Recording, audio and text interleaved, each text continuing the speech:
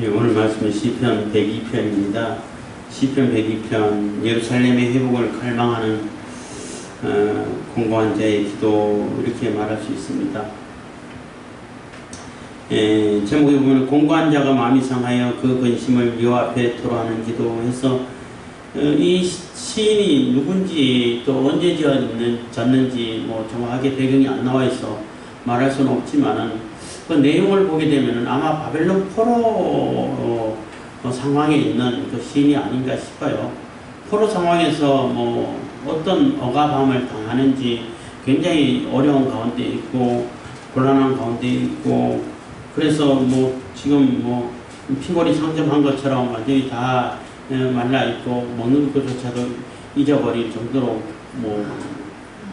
금시 기도하려고 해서 한 게 아니라 여유가 없어서 못했는지 모르겠지만 그렇게 간절히 기도하는 가운데 이스라엘도 역시 바벨론의 포로 당해가서 다 이렇게 해파당하고 또 예루살렘이 성이 다 무너지고 성전이 다 해파당하고 그래서 바벨론 포로로 잡혀와서 끌려가고 이런 상황에서 그래도 하나님께서 회복시켜 주신다고 약속하셨는데 그 약속대로 속히 회복시켜 주십시오.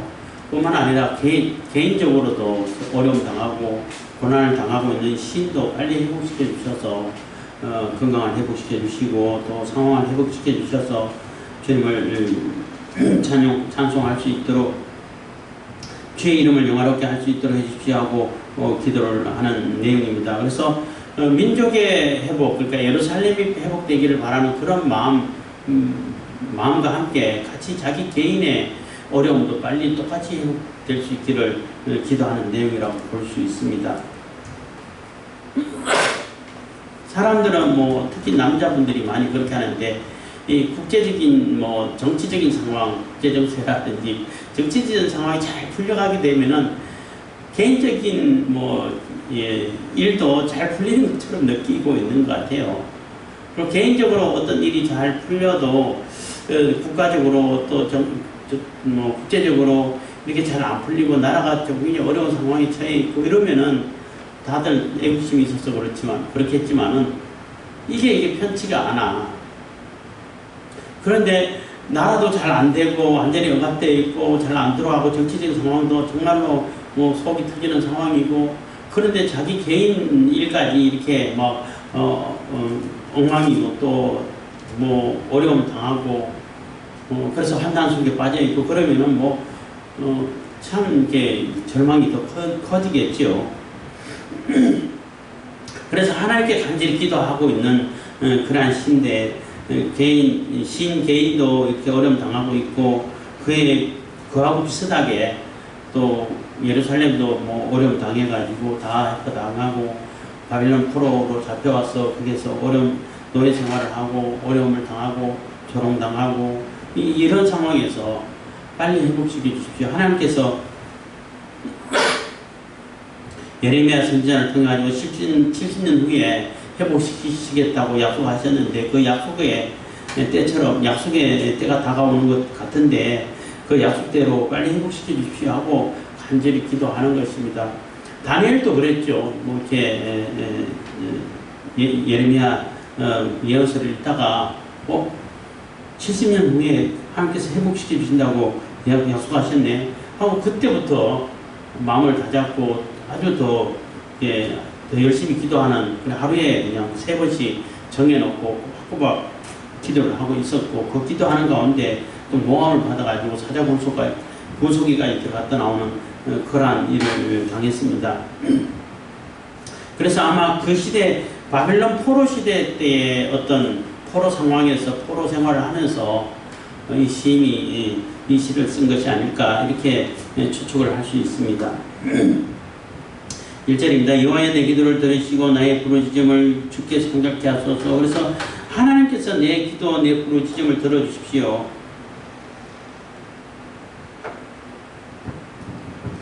들어주시는데 귀를 기울이시고 여기는 귀를 기울이시고 2절에 나오구나.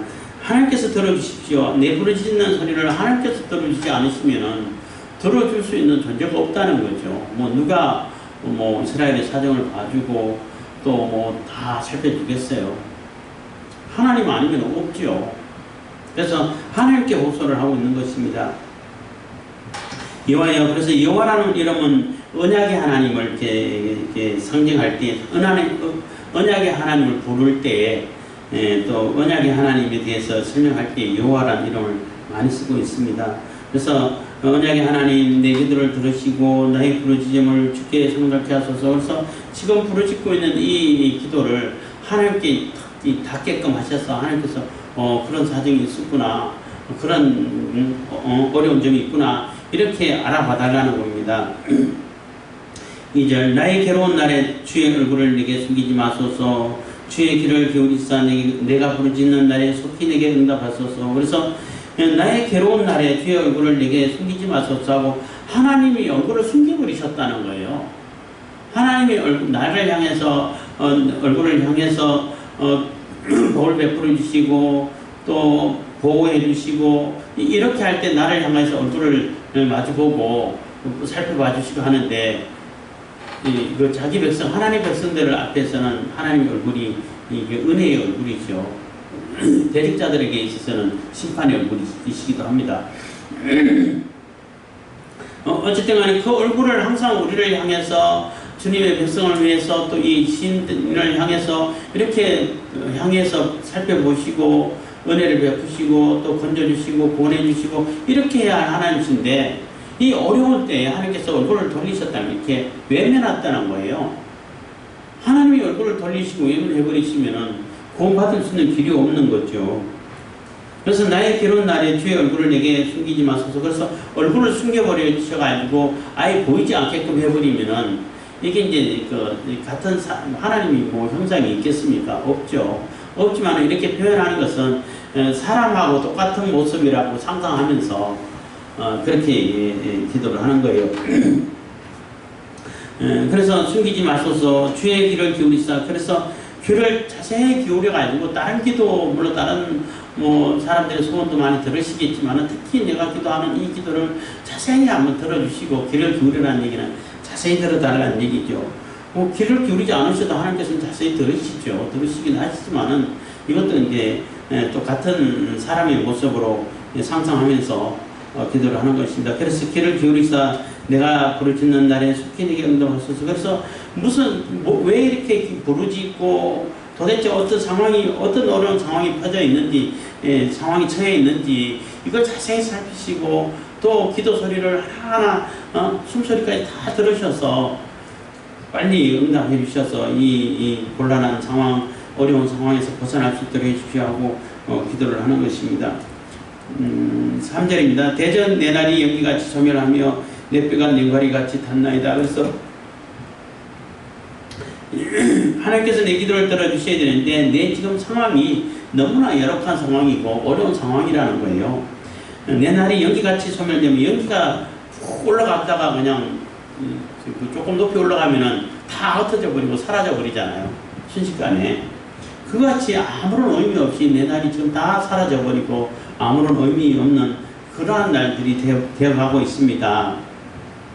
내 뼈가 냉가리같이 탔나이다 해서 여기 냉가리라는 것은 뭐 이렇게 요즘은 잘 안 쓰는 얘기입니다만은 그 타다만 숯검댕이 있잖아요. 완전히 다 타가지고 숯으로만 돼 있으면은 이게 불을 붙여도 연기가 많이 안 나가지고 별로 안 매워. 근데 이게 어설프게 타다가 숯이 덜 되기 직전에 있는, 덜 되고 덜 타다가 많은 뭐 나무라든지 이런 거는 연기가 엄청 많이 나요. 그래서 눈물 콧물 다 짜고 시골에 있을 때 풀 뗄 때 많이 경험했는데, 그 타다만 그러한 숯처럼 이렇게 됐다는 거예요. 완전히 눈물 콧물 다 짜게 하는 그런 굉장히 어려운 상황이고 뭐 열악한 상황이라는 것을 얘기하는 거죠. 4절, 내가 음식 먹기도 잊었으므로 내 마음이 풀같이 세잔하여 싸우며. 그래서 내가 음식 먹기도 잊어버렸다는 얘기는 너무나 절박하고 너무나 어려워서 밥 먹는 것조차 잊어버렸다는 거예요. 뭘 먹을 의욕도 없고 입맛도 없고 또 하도 기도하다 보니까 밥 먹는 시간도 놓쳐버렸고 이렇게 간절하게 절박하게 기도하고 있다는 것입니다. 그래서 내 마음이 풀같이 세잔하에 싸우니 행기는 다 말라 비틀어졌다는 얘기죠. 풀을 뭐 베가지고 뭐 1시간만 햇빛에 쬐면은 수록 다 그냥 풀이 죽어 있고 뭐 거의 말라가고 있잖아요. 그것처럼 베어져 있는 풀처럼 완전히 세잔하고 뭐 이렇게 힘이 빠져 있다는 얘기인 것입니다.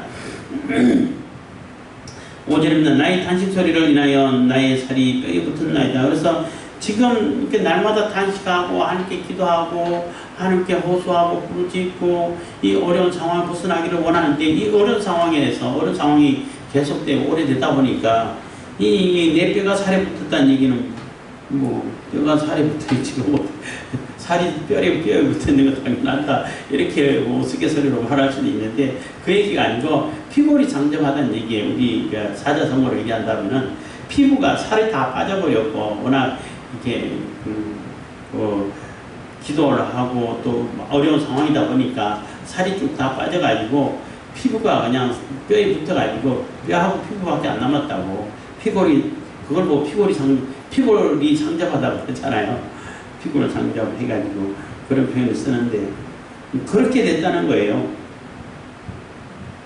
그리고 그렇게 됐을 뿐만 아니라 이 시인이 그 어려움에 처해 있고 환난을 당하고 이게 괴로운 상황에 처해 있는데 아무도 관심을 안 갖는다는 거예요. 이제 5절부터는 그 완전히 소외된 게 시인의 모습을 이렇게 그리고 있는 겁니다. 나는 광야의 당아새 같고 황폐한 곳에 봉이 같이 되었사오며 그래서 나는 광야의 당아새는 이게 펠리건이라고 그래요. 물론 다른 여러 새도 표현할 쓸 때도 있다고 그러는데 펠리건 이게 뭐 주둥이 밑에 이게 주머니가 크게 있는 새 있잖아요. 그 새가 주로 어디서 살아요? 호숫가에 살잖아요. 물가에 사는데 광야에 혼자 떨어져 있어. 그러면 이 새는 제대로 살 수도 없는 상황이 되는 거예요. 살 수도 없고 거기 자기가 살던 서식체도 아니고 이러니까 얼마나 힘들고 죽을 지경이겠죠.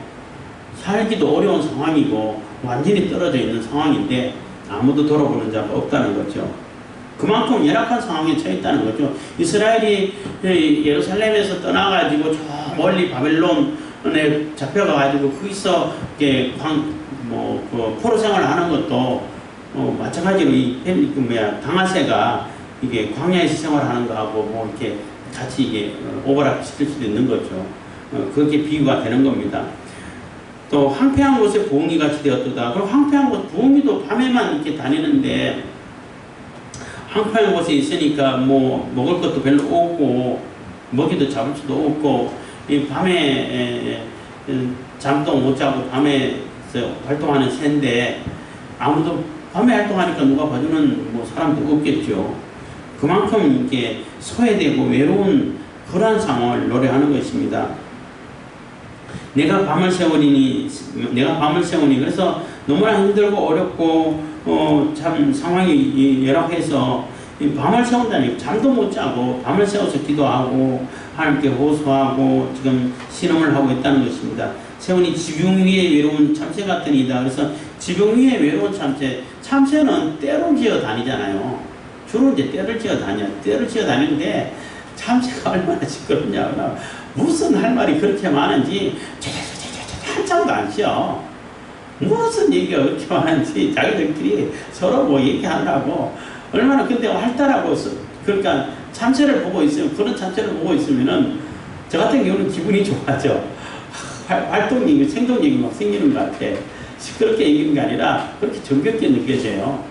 그래서 참새라는 얘기는 굉장히 활발하고 조그마하지만은 서로 뭔가 조절 얘기하고 이렇게 무리를 지어가지고 떼를 지어가지고 이렇게 사는 새인데 그 무리에서 벗어나가지고 물에서 떨어져가지고 밤에 지붕 위에서 혼자 이슬 맞으면서 꾹꾹 졸고 있으면은 그 얼마나 외롭겠냐는 거죠. 너무나 외로운 상황이고 근데 아무도 돌아보는 자가 없죠. 참새가 지붕 위에 앉았다고 해가지고 사람들이 아이고 저놈 참새 큰일 났다 도와줘야지 이렇게 마음먹는 사람이 있어요? 없잖아. 참새 있는지도 모르지 사실은 거기 참새가 붙었는지 없는지 그것도 뭐 어쩌다 보이면 보는 거고 보통 사람들은 눈여겨보지도 않죠. 그만큼 소외되고 외롭다는 얘기예요.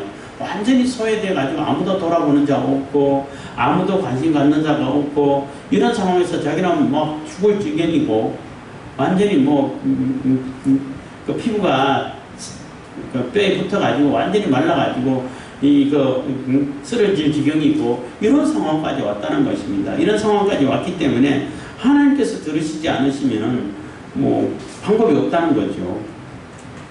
8절입니다. 내 원수들이 종일 나를 해방하며 나를 대적하여 미칠 듯이 날치는 자들이 나를 가리켜 맹세하나이다. 그래서 내 원수들이 종일 나를 해방하면 그 원수들은 아마 뭐 바벨론 포로로 잡아갔던 사람일 수도 있고 어쨌든 뭐 하루 종일 방해를 하고 뭐 조롱하고 비웃고 비아냥거리고 뭐 낄낄거리고 쉽게 말하면 왕따시킨다는 거죠. 왕따시키고 방해를 한다는 것입니다. 그리고 나를 대하여 미칠 듯이 날친다는 얘기는 날뛴다라고 이해를 하시면 돼요. 미친 듯이 날뛰면서 그냥 새끼들을 죽어가지고 다 자기 세상 그냥 마냥 이렇게 해가지고 그 괴롭히고 해방하는 그러한 것이 너무나 뭐 기분 좋아가지고 미친 듯이 이렇게 날뛰면서 나를 이렇게 해방하고 괴롭히고 또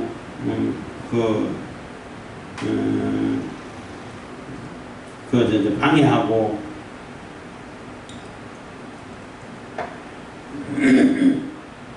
조롱하고 이렇게 괴롭히고 있다는 것입니다.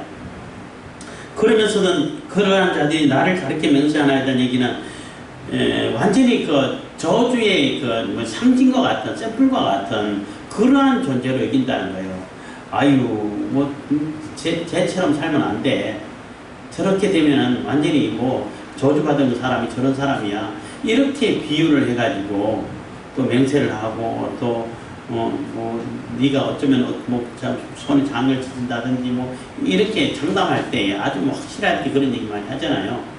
그런 식으로 아예 이 시인을 대놓고 이렇게 조롱하고 또 이렇게 방해를 하고 또 욕을 하면서 뭐 끌끌 낄낄거리면서 이렇게 막 조롱을 하고 있다는 것입니다.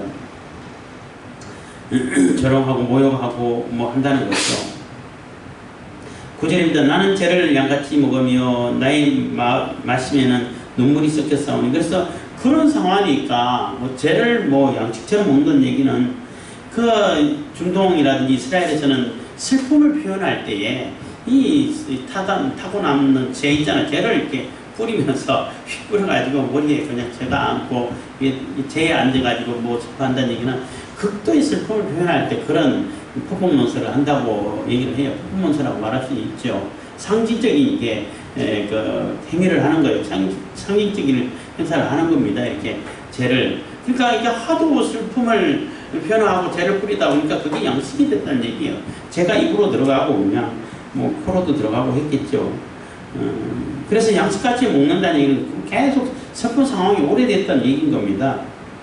나이 마시면은 눈물을 섞어싸우니. 그래서 마시면은 뭐 눈물 젖은 빵 뭐 이런 표현도 쓰는데 그렇게 눈물을 흘리고 슬픈 가운데서 이렇게 지내왔다는 것입니다. 10절입니다. 이는 주의 분과 노를 인함이라 주께서 나를 드셨다가 던지셨나이다. 그래서 내가 이렇게 된 상황, 이런 열악한 상황이고 어려운 상황이고 많은 사람들에게 욕을 당하고 해방을 당하고 또 이렇게 방해를 받고 또 왕따처럼 돼가지고 괴롭힘을 당하고 또 조롱당하고 이렇게 되는 것은 하나님께서 분을 내시고 분노하시고 진노를 하셔가지고 이렇게 됐다는 거예요.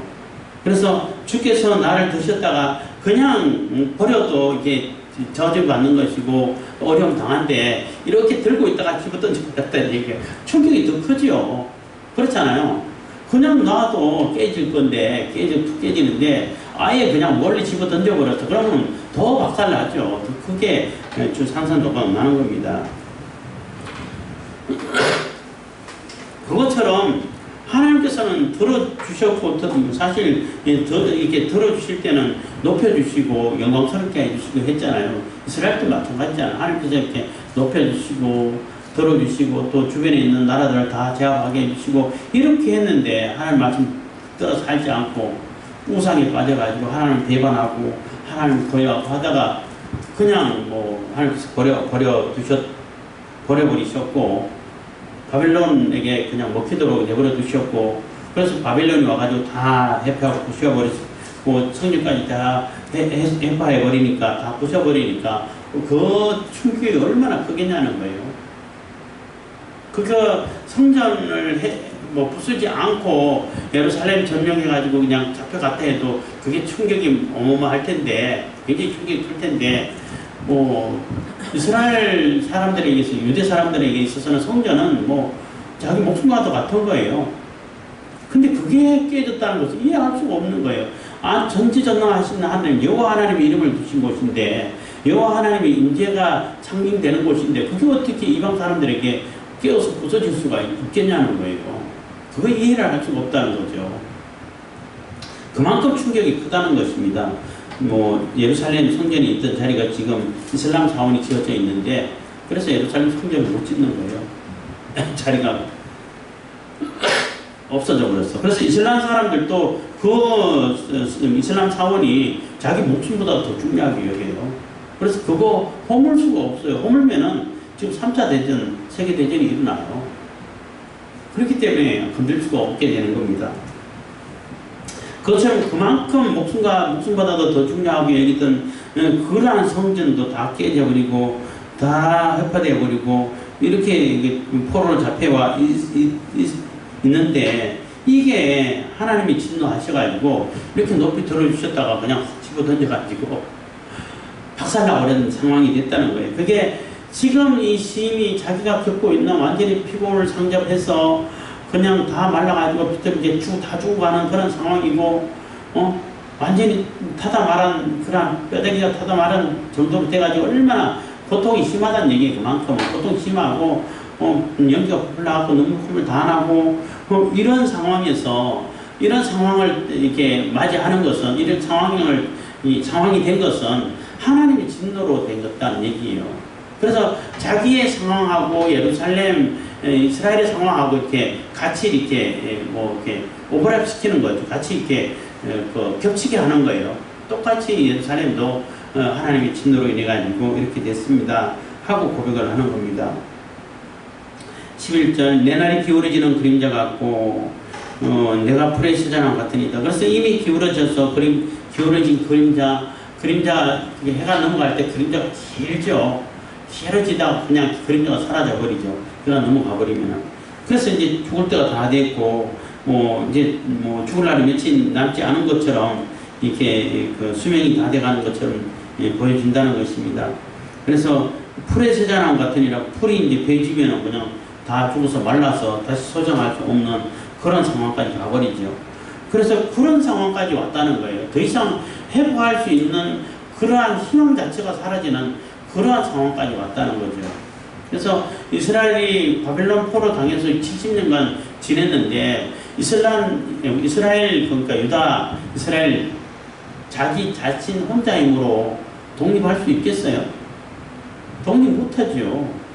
우리나라는 일제에서 36년간 식민지 당했는데 일본의 습관들이 다 들어있고 해서 그것도 독립운동도 열심히 했긴 했지만은 우리 민족 혼자 힘으로는 독립이 되겠어요? 안 돼요. 그래서 그렇다고 해가지고 미국이 폭탄 2개, 그러니까 원자탄 2개 때려가지고 일본이 항복한다 그러니까 자동으로 해방이 되나요? 그렇지도 않아요. 그래서 이승만 같은 지도자가 대단한 위대한 지도자라 이렇게 얘기를 하는 거예요. 국제관계를 그때 그 당시에 국제관계를 깨뜨리고 알아서 국제 여론을 움직이고 국제에 결정권이 있는 사람들을 움직여야만이 이거 독립할 수 있다 해가지고 그 운동을 했기 때문에 독립이 되는 겁니다. 물론 무장 운동만 해가지고 되는 게 아니에요. 무장 운동도 필요 없다는 얘기가 아니라 무장운동 할 사람 있는 사람은 무장 독립운동도 해야 되고, 그게 피해가 또 그 분야는 그 분야대로 해야 되고, 또 다른 국제 분야는 국제 분야대로 지도자가 나서야 하는 겁니다. 지금도 뭐 독립하기 위해서 저 중동에서는 막 굉장히 투쟁을 많이 하는 그 민족이 있어요. 뭐 민족 제가 갑자기 생각이 안 나는데 그 독립을 못해. 왜 못하냐면은 누가 이제 국제관계를 설명하는 어떤 유튜버가 그런 얘기를 하더라고요. 그거는 이승만과 같은 그런 지도자가 없기 때문에 독립을 못하는 거라고. 그리고 독립을 안 시켜주는 거라고 얘기를 하더라고요. 하여튼 지금 완전히 날이 기울어져서 다 죽어가는 그런 상황이라는 것이죠. 그래서 하나님이 회복시켜주지 않으시면 아무것도 할 수 없습니다. 라고 이렇게 간절히 기도하고 호소하고 부르짖는 것입니다. 12절 여호와의 주는 영원히 계시고 주의 기념 명칭은 대대에 이르리이다. 그래서 그에 비해서 우리 인간은 이렇게 짧은 인생 금방 풀이 죽어서 말라져가는 그런 풀과 같은 인생, 짧은 인생을 사는데 하나님은 영원하신 분이 아니십니까? 이렇게 이제 하나님에 대해서 이게 또 호소를 하고 있는 것입니다. 여호와의 주는 영원히 계시고 주의 기념 명칭은 대대에 이르리이다. 기념 명칭이라는 얘기는 이름이라는 얘기죠. 절대 잊어버릴 수 없는 이름, 기념한다는 얘기는 잊어버리지 않는다는 얘기죠. 그래서 대대에 이르고 영원하다는 얘기인 것입니다. 주께서 일어나사 시온을 긍휼히 여기시리니 지금은 그를 긍휼히 여기실 때라 정한 기한이 오민이다. 그래서 주께서 일어난다는 얘기는 무슨 일을 하기 위해서 결단해가지고 시작한다는 그런 그 의미가 있어요. 그래서 일어나서 이제는 시온을 긍휼히 여기시고 회복시키실 때가 되지 않았습니까?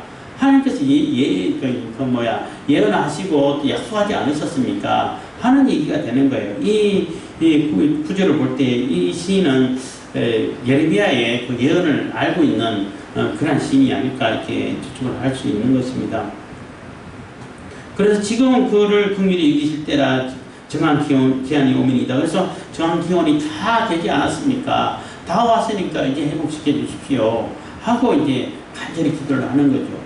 근데 지금 현 상황은 이 시인도 마찬가지지만은 완전히 지금 다 죽어가는 상황이고 괴롭고 고통이 계속 더해지는 그런 상황에 처해 있다는 겁니다.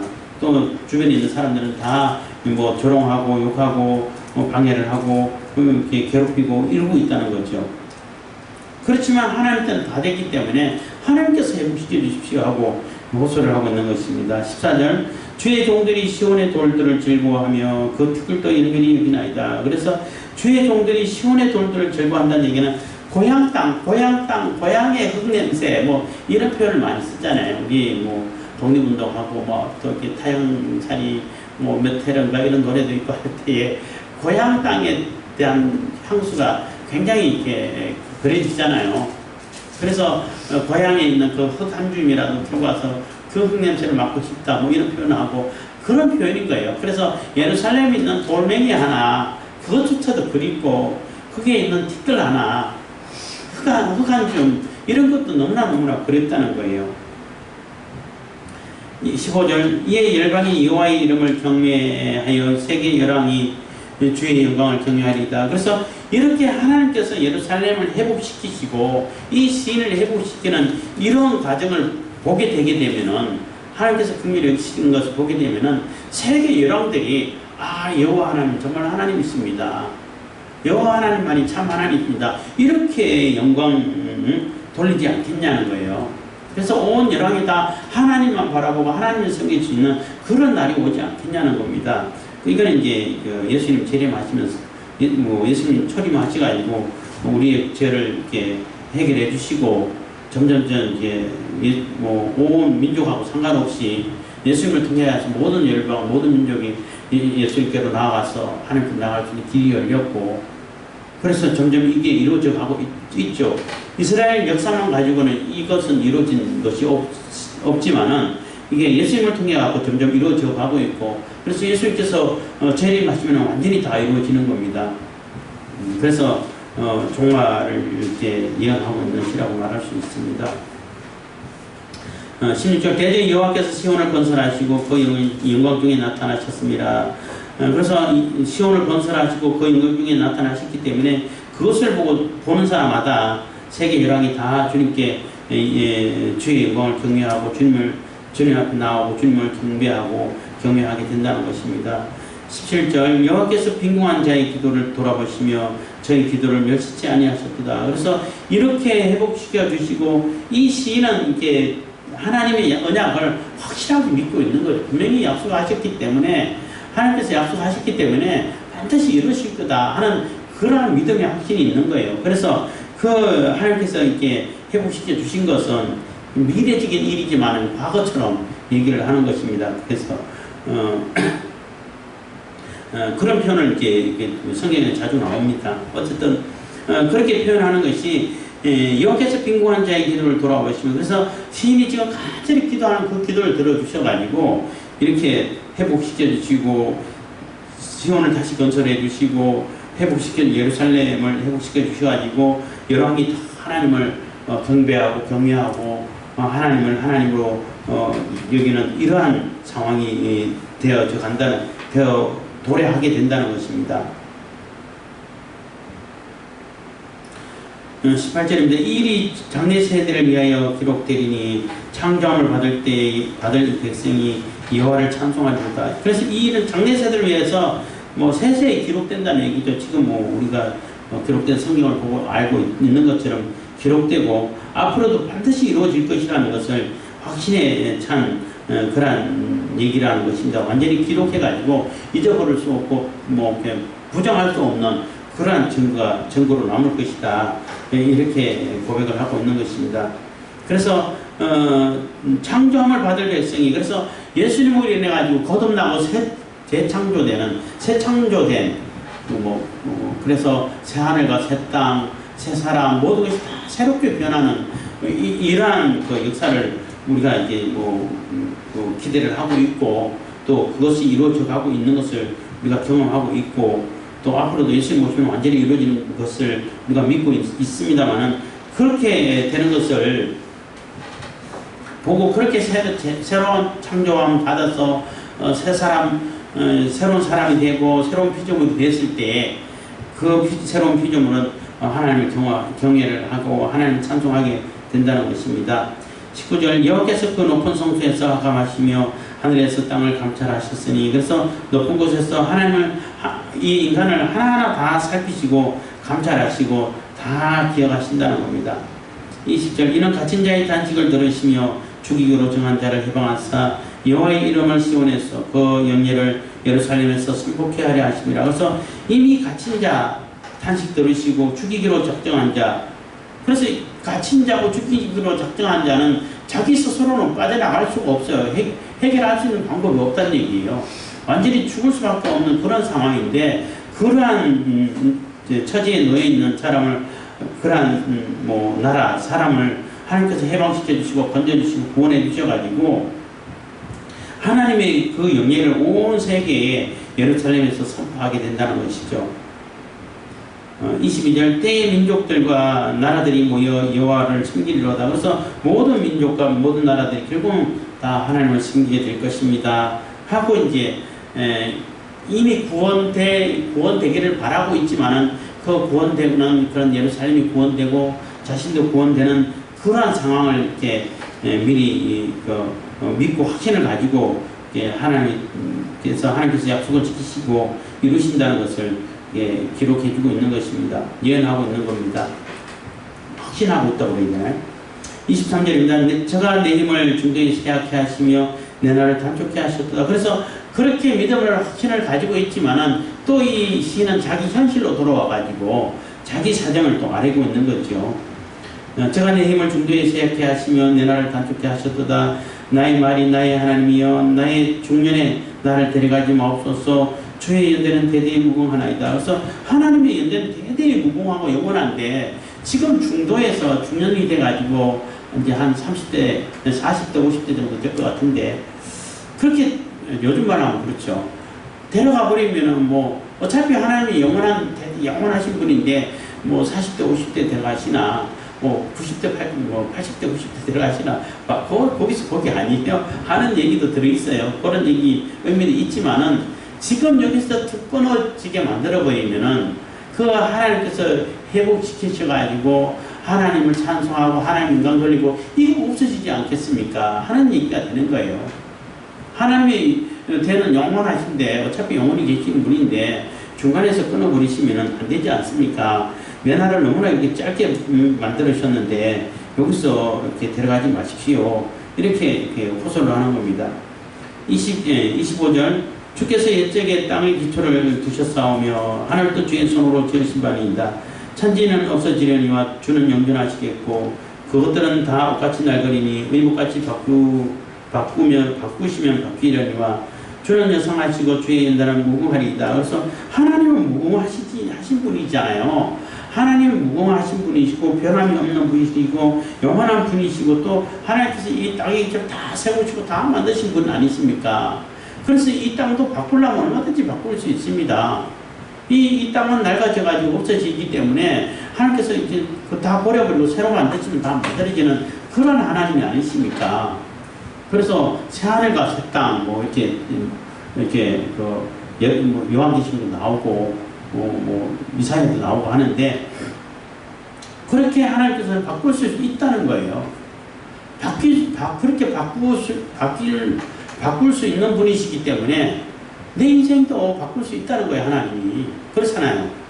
지금 여기 다 죽어가고 있는데, 여기서 툭 끊어버리면은, 아무런 영광이 되지 않습니까? 하나님 다 하실 수 있는 분이고 지금까지 다 하신 분인데 하나님의 영광을 나타내셔가지고 하나님을 찬송하게 해주시오. 여기서 끊어버리지 마시고 이런 기도를 하고 있는 것입니다. 28절입니다. 주의 종들의 자손이 항상 있고 그 후손이 주의 앞에 굳게 서리이다. 그래서 그렇게 하면 하나님의 그 백성들이 주의 종의 자손들이 항상 있어서 영원히 하나님을 찬송하고 하나님의 영광을 나타내고 하나님 앞에 굳게 서고 이렇게 되지 않습니까? 그렇기 때문에 나를 살려주시고 끊어버리지 마시고 하나님을 찬양하게 해주십시오. 하나님께서 회복시켜 주시는 것을 볼 수 있게 해주십시오. 또 예루살렘이 회복되는 것을 볼 수 있게 해주십시오. 하고 기도를 하는 거예요.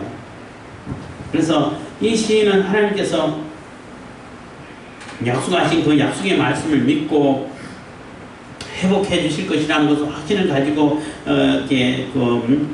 기도를 하면서 지금 상황이 지금 여러 가지 어려우니까 이 상황조차도 빨리 하나님께서 건져주시고 회복시켜 주셔가지고 하나님을 찬양할 수 있고 또 하나님께서 이렇게 건져주셨다는 것을 만인이 보고 많은 사람들이 모든 열방들이 다 찬송할 수 있는 그런 상황을 만들어 주십시오 하고 다 늘 호소를 하고 있는 거예요. 그래서 우리도 어려움이 있는 사람들도 있고 굉장히 곤란을 당하는 상황들도 있지만은 오로지 하나님께 기도해서 하나님께서 회복시켜 주심을 믿고 하나님을 의지해가지고 하나님께서 이끌어 주신 대로 하나님께서 회복시켜 주시는 대로 우리가 나아가기를 바라고 그래서 결국은 하나님께서 건져주시고 회복시켜 주셔가지고 우리가 하나님을 찬양할 수 있는 그러한 상황이 되게 해주시고 하고 기도하는 것이 필요하다고 보는 것입니다. 그래서 우리가 지금 상황이 많이 어렵고 힘들지만은 끝까지 하나님을 신뢰하고 하나님의 뜻을 받들어서 하나님 나라가 임하고 하나님의 이름이 예수 그리스도의 이름이 찬양받는 그날까지 우리가 찬양을 이어갈 수 있도록 해주시고 하고 간절히 기도하시길 바라겠습니다. 기도하겠습니다. 사랑해 주신 감사합니다. 사랑해